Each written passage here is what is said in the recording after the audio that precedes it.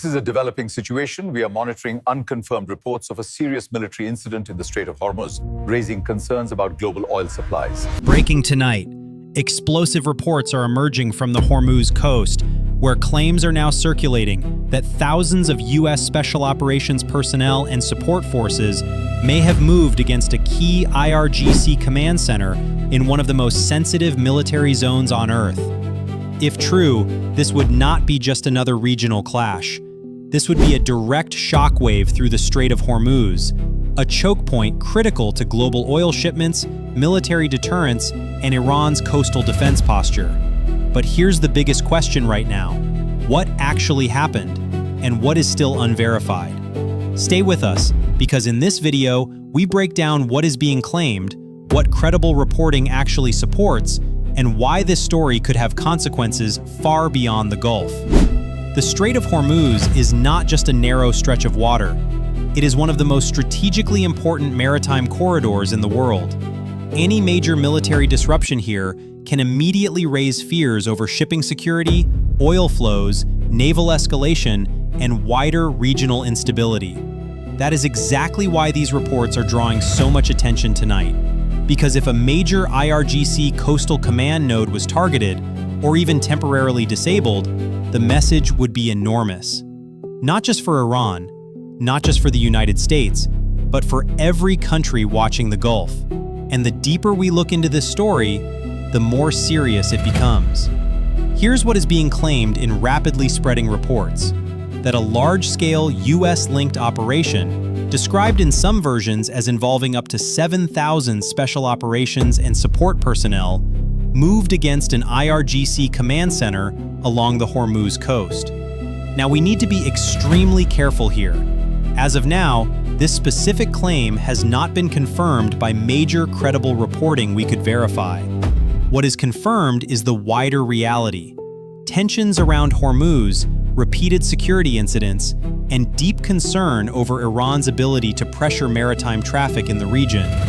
But if even part of these new claims turns out to be true, then this could become one of the most consequential military developments in the Gulf in recent memory.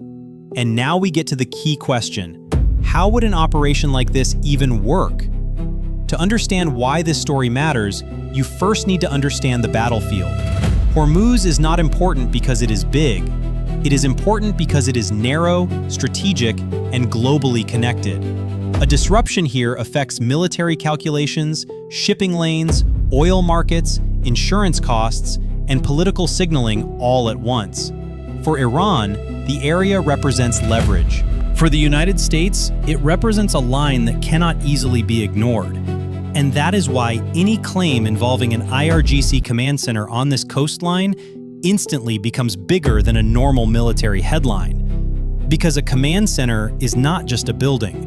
It is the brain behind surveillance, coordination, maritime monitoring, and rapid response. And if the brain goes blind, the rest of the body slows down. But that still doesn't explain the most important part: how such a strike could happen before the defenders fully understood what was coming. This is where many viewers misunderstand the headline. When people hear 7,000 U.S. Special Forces, they imagine 7,000 commandos storming one target. That is almost never how operations of this scale are described. If such a figure were ever attached to a real mission, it would likely include the broader force package: special operations teams, intelligence support, electronic warfare, aviation assets, drone surveillance, medical evacuation, naval cover, communications units, and logistics. In other words, the raid force is only one part of the machine. The larger operation is what makes the smaller, elite action possible. And that means if something happened on the Hormuz coast, it would not begin with the breach. It would begin with disruption. And that brings us to the part of the story most people never think about: the first 10 minutes.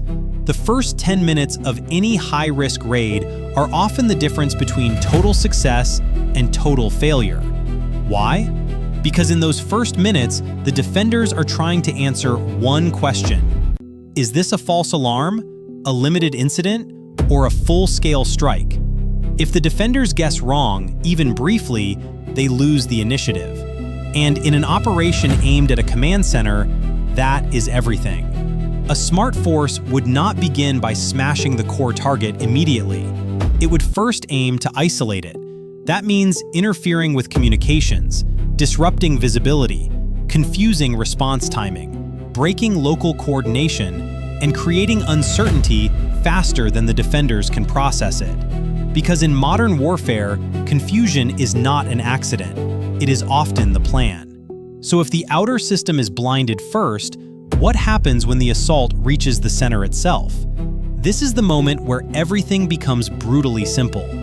Either the attacking force moves fast enough to dominate the command space, or the mission begins to stall. And once a mission stalls, the defenders gain the one thing they need most: time. Inside a command center, the real targets are not random rooms. They are the communications nodes, the operations terminals, the command staff, the data links, the backup systems, the internal routes that allow coordination to continue. A successful seizure would depend on speed, discipline, and synchronized movement. One team isolates entry points, another locks down communications, another controls internal movement, another secures the key intelligence rooms. And if that happens quickly enough, the defenders may still be trying to understand the scale of the assault while the center is already being controlled. But even if the target is seized, the real danger may only be beginning. If an IRGC command center on the Hormuz coast were actually compromised, the impact would go far beyond the tactical level. This would send a message about vulnerability, about deterrence, about how quickly control can collapse in one of the world's most sensitive military corridors. Markets would react to fear. Shipping companies would watch for escalation. Regional militaries would reassess the situation. And media narratives would begin shaping public perception almost instantly. That matters because in a crisis like this, the information war begins at the same time as the military one. And the first side to shape the global story can gain a major strategic advantage. But here is the question no viral headline ever answers properly. What happens after the takeover? Let's say for a moment the operation works. The command site is isolated. The communications grid is broken. The target is controlled. Now what? Do the attackers stay? Do they extract immediately? Do they hold for intelligence exploitation? Do they destroy the site and leave?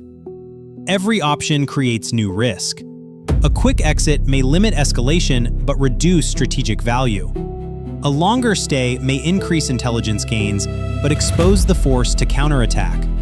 A destructive exit may deny the enemy recovery but erase valuable data. And that is why these operations are never just about entry. They are about exit. Because in a place like Hormuz, a tactical success can still unleash a strategic crisis. And if that happens, Iran's next move becomes the most important part of the story. If a coastal IRGC node were hit, the likely response would not necessarily be immediate and obvious. Instead, it could be layered. First, restore communications. Second, assess whether this was isolated or part of something larger. Third, decide whether to answer directly, indirectly, or asymmetrically. That response could include maritime signaling, force repositioning, cyber pressure, regional messaging, or attempts to control the narrative before facts are fully clear. And that last part is crucial. Because in modern conflicts, the battle for perception moves almost as fast as the battle on the ground. Who struck first? Who lost more? Was it limited? Was it successful? Is this escalation or the start of something bigger? Those questions shape the next 24 hours. And now, we come to the three hidden factors that decide whether this scenario becomes a military masterstroke or a disaster. There are three hidden factors behind any operation like this. Number one, time. The faster the defenders lose clarity, the greater the attacker's advantage. Number two, information. The true prize may not be the site itself, but the intelligence inside it. Number three, exit strategy. Without a clean way out, even a successful raid can become a strategic trap. And this is exactly why viewers should look past the headline. Because headlines tell you the most dramatic moment. They rarely tell you the cost of what follows. So, where does that leave us tonight?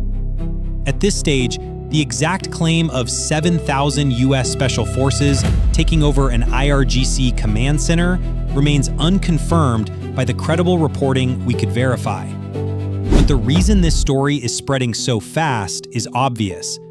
It touches the biggest fear points at once: Iran, U.S. forces, Hormuz, oil routes, regional war, and the possibility that one strike could trigger something much larger.